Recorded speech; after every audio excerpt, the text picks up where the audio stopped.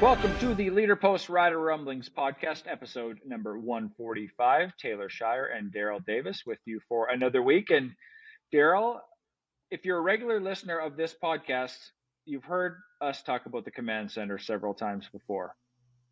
Obviously, the Command Centre played a big part in the Riders' last game, a 22-22 tie over the Ottawa Red Blacks, where it really came down to the Command Centre determining the final play and determining essentially that the game would end in a tie, although the Riders needed to stop.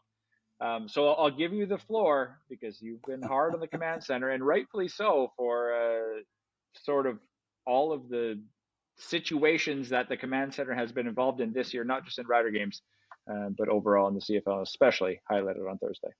Yeah, that's the problem, is it gets too involved, Taylor. It's just that's why I call it the God Center. You never know when God's wrath is going to come down from the spotters booth. They're not even at the games. They're in a booth in Toronto. It's former officials and former players deciding little ticky-tack things, and you never know when they're showing up. That's what bothers me more than anything else. You know, I hate video review. I've hated it since the very start because everybody talked about a slippery slope.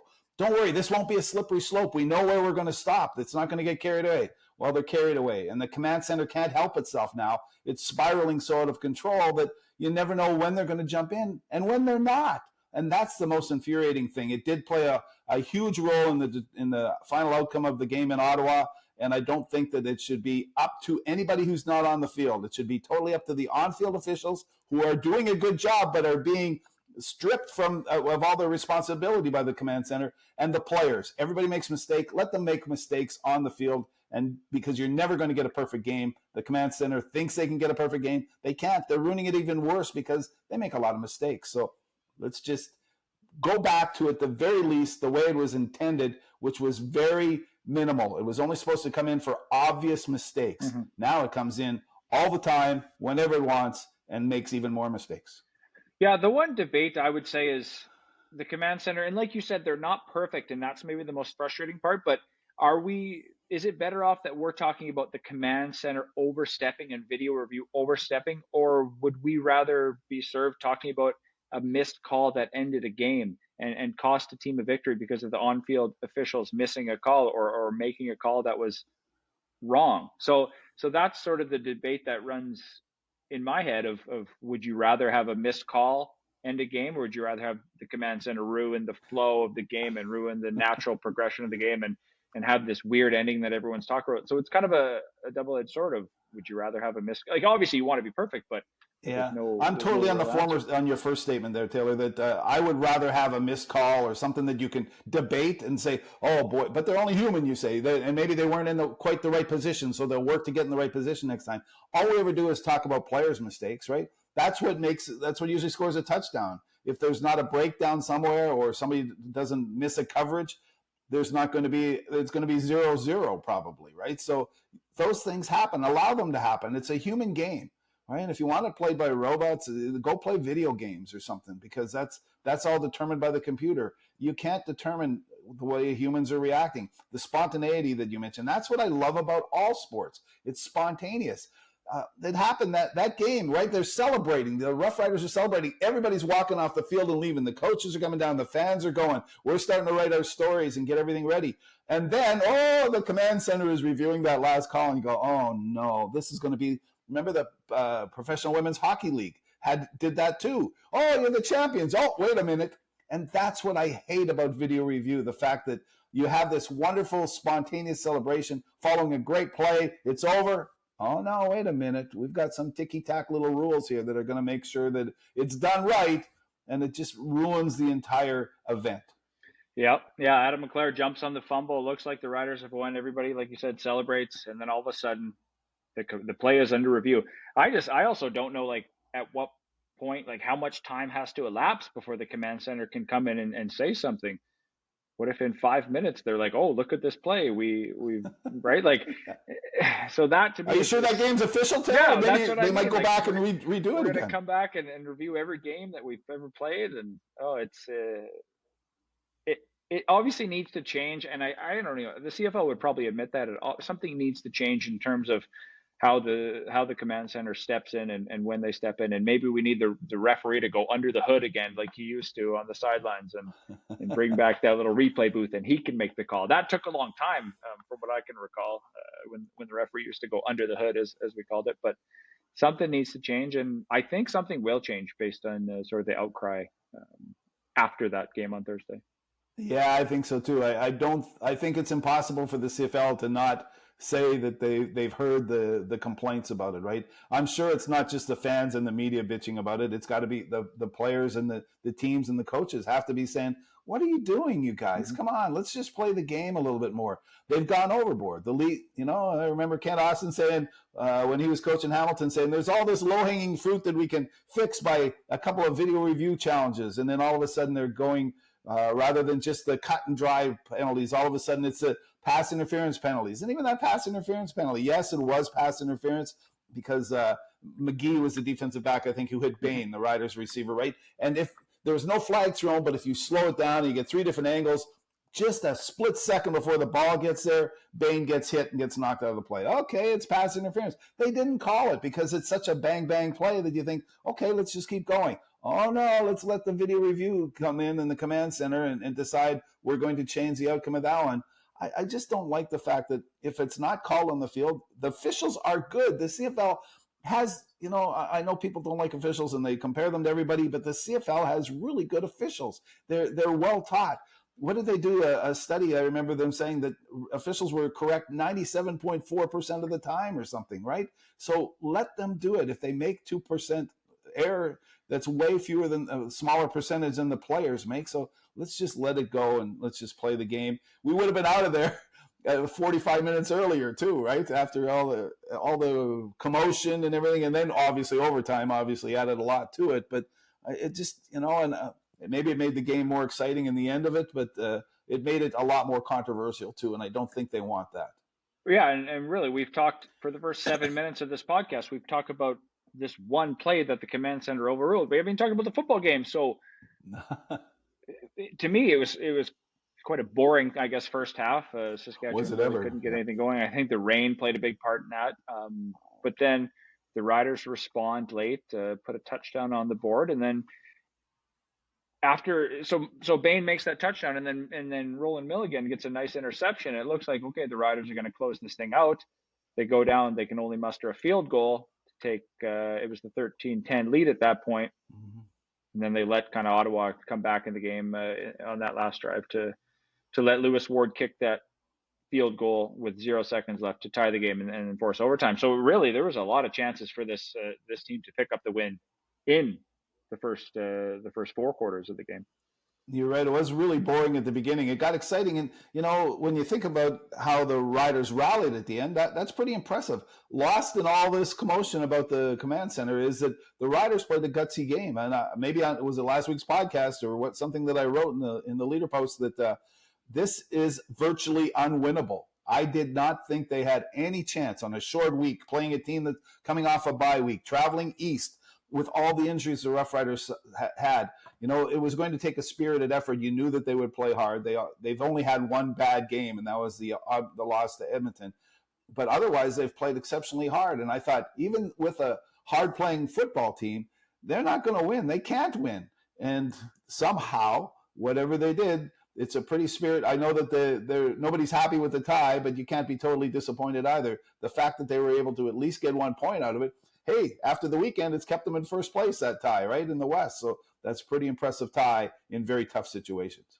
Yeah, you obviously take a tie rather than a loss. It very well could come down to a playoff spot in terms of where they seed. That extra point, we'll call it, could determine a lot of things in the West Division standings. All right, we've talked a lot about the last week game, but we got to talk about this week's game. Saskatchewan set to host Montreal on Friday night, and it looks like Trevor Harris could be making his return to the lineup as he's been getting first-team reps at practice for the first time in 7 weeks, I guess, since that knee injury in week 3. So Harris obviously provides a big boost to this team's lineup, and like I said, could be back and should be back on Friday night. Yeah, he gives them a lot of confidence. We've talked a lot on this podcast about Shea Patterson, and you and I have thought he's done okay. He hasn't cost the team, and I know people are expecting more out of him. I always think there's kind of an edict that the starting quarterback wins games for you. If you're playing with the losing quarterback, all you want from him is to not lose games for you. And I think he did a pretty good job of that. He's 2-3-1 as a starting quarterback. He got great experience. Late in that Ottawa game, man, he constructed two touchdown drives. Pretty impressive. So maybe it wasn't his greatest game. He's had some decent games, some okay games, but he hasn't really cost the football team too severely. So the fact that he's stepping aside, now he's in a safe spot as the backup. But Trevor Harris, despite other people's thoughts earlier on, he is still the leader of this football team. They're really looking forward to him. You can probably just tell it crackles a little bit. They didn't let Shea Patterson run very much anyhow. Trevor Harris isn't going to run very much, so the offense won't change a whole lot, but it will be a lot better run, a little bit more efficient because Trevor Harris's experience. It just makes such a difference over top of the Shea Patterson's inexperience. Yeah, and Shea Patterson, Corey Mace said the same thing. Trevor Harris said the same thing, that Shea didn't lose them any games. He kept them in games and really gave the Riders a chance to win. But then when I talked to Shea Patterson on Monday after practice, I mentioned that to him, and he said he wanted to. He's his own worst critic. He said he wanted to. He's disappointed that he didn't grasp the games and he didn't go out and win them games. And so he wanted to be 6-0 in his 6 starts, and he wanted to be the guy that takes the game by the horns and goes out and wins it. So sure, I think you always want to go 6-0 in your 6 starts and throw 50 touchdown passes. But overall, when you look at it, I think Shea progressed, got better, and I think he showed well for, if we look at what this team might have for quarterback in the quarterback stable next year. Like, he could be a guy after what he showed in 6 games to consider to bring into camp and compete for a number 1 job. Obviously, a lot of things can change from now to then, but based on what he showed as a young quarterback, I think there's something there with him. I think so too, and just the experience made him better. And now that he'll be watching a little bit, hopefully Trevor Harris doesn't get hurt. We always say we never want, but he'll be more confident if he does have to go back in. But he'll also be able to sit on the sidelines and watch what's going on and realize what it's like and the pace of the game. So I think it's going to be a huge benefit for Shea Patterson, and maybe down the line he is a starting quarterback, right? At the moment, Trevor Harris is 38 years old, coming off 2 major knee injuries on different knees over 2 seasons. So how long does he still have left in his career? The Riders need to have somebody in place. Is Shea Patterson the answer? Not 100%, but he's way ahead of where he was. Trevor Harris is absolutely going to get this football team through this year. I can't see them Bo Levi Mitchelling him no matter what happens. And Trevor Harris will lead them as far as they can. And I think they'll be a better offense. Even with all the changes they've had to make, the offensive line has really taken a beating. So the defensive line, the defense played pretty well in Ottawa, but the offense struggled a little bit, did okay with a whole bunch of new offensive linemen. They've juggled, once again, they're juggling their receiving core a bit. They'll probably have A.J. Ouellette back in the backfield. So I think they'll be coming back to a little bit more normal what we expect of the Roughriders on offense. Yeah, and if you look at the sort of, if you take a snapshot of the West Division standings right now, Saskatchewan is in first place. It's way too early to say that they're going to be first place in at the end of the season, but they're in control of their own destiny right now, and their starting quarterback, their number 1 quarterback, is healthy. So if you look at it and you say back in week 1, if you said, oh, Trevor Harris gets hurt and misses 6 games, Shea Patterson takes over, yet this team is still in first place in week 11, I think you'd take it if you're a fan of this team. Oh, yeah, absolutely. Where they are is pretty good, especially with the parity in the West these days. Edmonton's starting to look pretty decent too, right? Calgary, I'm still thinking, is the weakest team in the West, but and what's happened to the BC Lions, right? And Winnipeg, certainly capable of winning at any time. So it's really a toss-up in the West, and the fact that they're on top right now really speaks well of the team and its preparation, its enthusiasm, and its ability to overcome some really drastic hardships. So they've done really well, and I can't see a whole lot of major weaknesses going forward as this team comes back to health. You would think that they're going to start getting healthy. You don't know about their offensive linemen. They've gone through a few of them. We'll see how the next guys progress, but to think that they've had to start 10 or 11 different offensive linemen this season is really quite a statement, and still be in first place. It's really impressive. Yeah, and I think every football team says next man up, and I've heard it here over the years, and that's again something that they're preaching. But that next man up mentality is something that has been said a lot through these injuries, and how they don't want to miss a beat with whoever's up, whether it's Shea Mm-hmm. Patterson at quarterback, whether it's Frankie Hickson, their fourth right tackle, even on the defensive side. They were without Jameer Thurman last week. CJ Avery stepped in and played okay. It looks like Thurman's actually going to be back. He was placed on the 6-game injured list, but was fully or limited, I guess they called him on Monday. But the fact that he's been pulled off the 6-game injured list likely means he's going to get back in the lineup. So that's sort of a sigh of relief that their leader on defense isn't going to be out long term. That's going to be a big boost to this team on Friday night. Yeah, Roland Milligan played another good game in the secondary, right? Revis is pretty decent. Obviously, I was really impressed with considering how shallow they are on their defensive line. Missing Anthony Lanier, I thought that was going to be huge, right? They're missing Charbel Dabir. They're missing a bunch of guys on the defensive line. And yet, who blocked the 2 field goals? 2 interior defensive linemen, right? Micah Johnson played a great game, one of his best this year. Not that he's played poorly at all. He's been great, but on the inside of that line was just outstanding. And guys, Caleb Sanders and Miles Brown played quite a bit beside him. And imagine blocking a field goal from the inside as a defensive tackle. These guys are often the short, stocky guys, right? And they were able to get their arms up and block Lewis Ward, which were huge plays when you think about it, because any tie game, any point's going to make a difference. So not only did they play well on defense and do a great job stopping the running game of the Ottawa Redblacks, but they also did a good job cooling down one of the league's best kickers. Mm-hmm. Now, of course, they will play Montreal on Friday, and Montreal is, I would say, the top team in the league right now based on how they've looked this year. If you look at everybody's power rankings, Montreal would be number one. But the Riders, I think, will make some noise on Friday night with Harris returning. At the time we're recording this podcast on Monday, we don't know if Cody Fajardo is going to play, if Davis Alexander is going to come in and do what he did against this team just a few weeks ago. So I think Saskatchewan has some film on Davis Alexander, obviously, if it is him. And on the other side, they know Cody Fajardo quite well. So Montreal will be a tough opponent, though, this week, regardless of who's at quarterback for them.